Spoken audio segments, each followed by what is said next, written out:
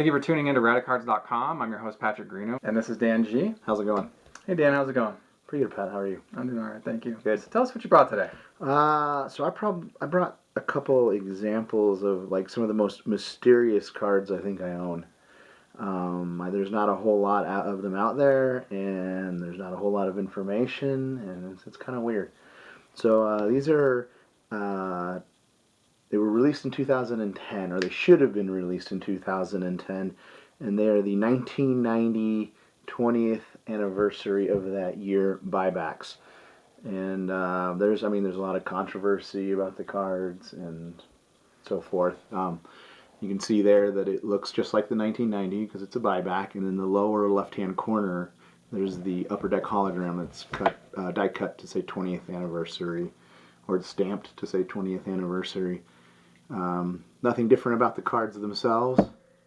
So I guess they're just there. Technically should have been released in 2009 then, if they're 20th anniversary cards, right? Supposedly. I mean, I've seen a couple that are on, I believe that it's 1991s. Right? Okay. But the majority of them, I've only seen them on the 1990s. Actually seen these in the 1990s. So this one here is Roger Clemens, and that one's Ryan Sandberg. Strong. And strong star cards. One of the things I read online, people said, this is just some dude in the garage stamping them. I know that's false. I took them with me to, I believe it was the 2015 National, and I went to the Upper Deck booth, and I had them look at it, and they brought some of the production guys over, and they said that they were legit. Well, you've got the hologram. Yeah, here. the hologram. That's the one thing that is there to prevent tampering. Right. So if we've got the Upper Deck hologram, I can assume that these legitimate. I do remember these coming out. Seeing them in 2010. Right.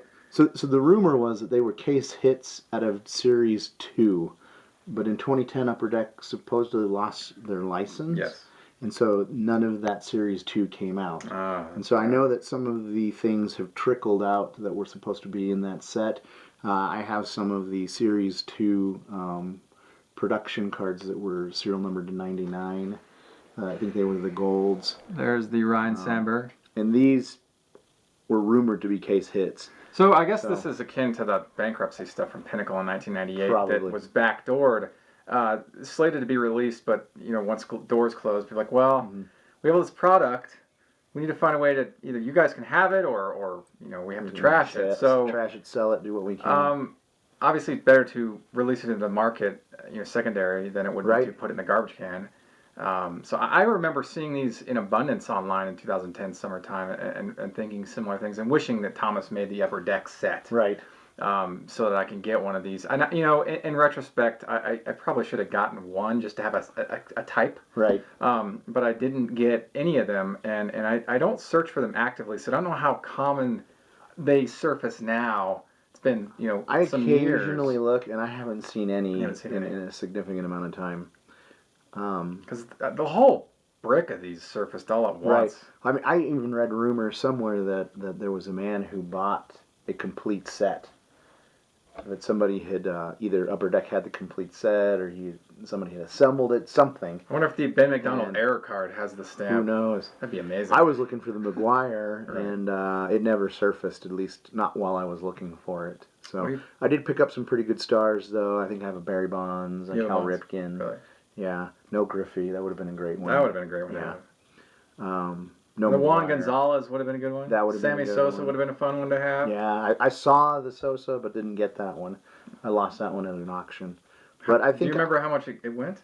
I don't. Okay. I remember that at the height of it, there was so much talk that they could be fake. Right. That a lot of people were kind of laying back and saying, "No, I don't think I'll." Bargains were had. And bargains were had. Bargains were had. Oh man. I don't think I paid. I mean, on average, maybe $15 a piece. That's cheap. I would have loved to have the David Justice. Didn't see that one. Oh. He's in the high series. Yeah. I'm trying to think. I think I might have gotten the Schmidt, the tribute card. Oh, that's a strong one. That was a fun one. Yeah. So. Good stuff, I've man. got like a half a dozen. I love those. Those are so cool. I really like the buyback stuff.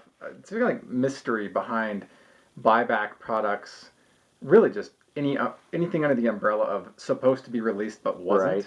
And this being, categorically speaking, in that batch. For sure. And so, really interesting stuff. And this kind of thing leads to conversations of like authenticity. Mm-hmm. But if you know these companies well enough, you know that there are certain ways to identify authenticity. Oh in yeah, a lot of the this stuff. holograms on these, which is probably pretty bad on the film, but in person you look at them and you can just see. It's the classic upper deck hologram. Upper deck hologram. It's got the logo in the background, and I'm trying to turn it so that maybe it's visible. They're coming up on a 30th year now, and I'm wondering if they're going to do something similar with something. It's because it's weird because I guess since Upper Deck can't release anything new with this, but they can release these old stuff that's already been out for sure, and put it into, I don't know, like, I guess they can do it with hockey.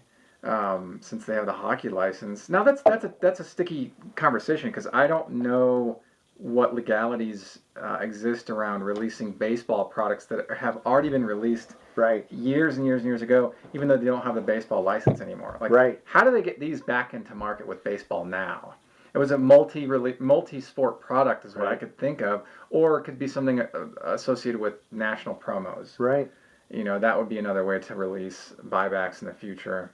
Well, I love them. I think they're cool. Super cool. I wish I would see more. But good stuff, man. Kind of dried up. Love it. Well, let's change gears a little bit. This week we had there was a sad time for baseball. We lost Roy Halladay. Really sad. He was a great pitcher. I remember learning about him in 2003, summertime, when I got back into the hobby. A